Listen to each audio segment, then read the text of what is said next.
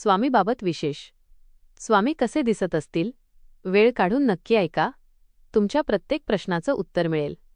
स्वामी फोटोत दिसतात तसेच असतील ना? ज्या लोकांनी स्वामींना बघितलं ते किती भाग्यवान. न जाणो, आपणही गेल्या जन्मात अक्कलकोटचे गावकरी असू.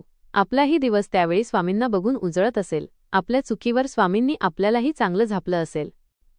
समकालीन बखरीमध्ये वर्णन केल्याप्रमाणे स्वामींची उंची अंदाजे 7.25 फूट होती.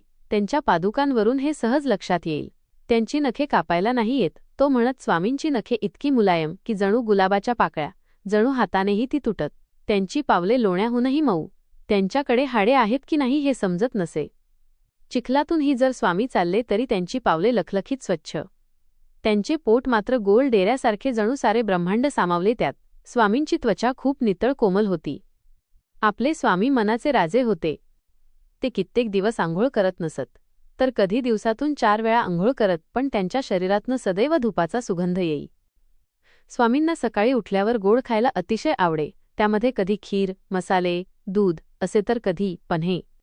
स्वामींची जेवणाची तऱ्हाही निराळी. कित्येक दिवस, महिने ते जेवत नसत, अगदी पाणीसुद्धा घेत नसत. तर कधी त्यांना भूक लागली की आरामात 600-700 भाकऱ्या खात. 10-15 बायका सकाळपासून संध्याकाळपर्यंत चुलीजवळ बसत भाकऱ्या करायला. कधी कधी स्वामी कोणाच्या दारासमोर उभे राहून जेवण घाल गे माय असं म्हणत, पण घरच्या बाईने वाढलेले जेवण तिथेच गाईला घालत. स्वामी बाहेर जेवायला बसत त्यावेळी त्यांच्या ताटात गाई, कुत्रे जेवत. स्वामीही त्यांना प्रेमाने घास भरवत. गोपालकृष्णबुवा केळकर हे स्वामींचे समकालीन. त्यांनी ह्यांची देही ह्याची डोळा स्वामींना पाहिले. त्यांच्यावर त्यांनी बरेच लिखाण रोजनिशीच्या स्वरूपात लिहून ठेवले आहे. त्यातील वाचलेला एक भाग जशाच तसा इथे नमूद करत आहे.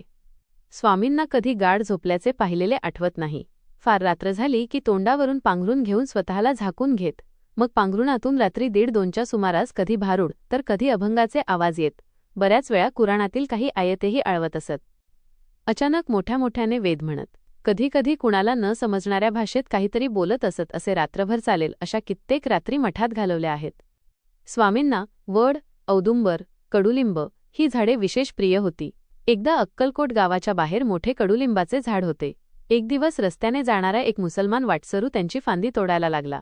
त्याने आपल्या कुऱ्हाडीचा पहिला घाव त्या झाडाच्या फांदीवर घालताक्षणी इकडे मठात स्वामी उठून उभे राहिले आणि भक्तांना म्हणाले, अरे बघत कोण हरमखोर माझ्या फांदीची दांडी तोडत आहे. भक्त मंडळींनी मग गावाबाहेर जाऊन त्या मुसलमानाला झाड तोडण्यापासून परावृत्त केले. स्वामी लहान मुलांबरोबर आंधळी कोशिंबीर, लपाछपी आणि गोट्या खेळत. त्यांना प्राणीही फार प्रिय. नंदा नावाची गाय त्यांची आवडती होती. स्वामी तिला प्रेमाने भरवत. मग ती सुद्धा स्वामींना आपल्या जिभेने खराखरा चाटी. स्वामी कधीकधी तिच्या 4 पायांमध्ये जाऊन बसत आणि तिच्या आचळांना तोंडाने ढोशे देत. मग ती सुद्धा आपला पाना स्वामींसाठी मोकळा करे.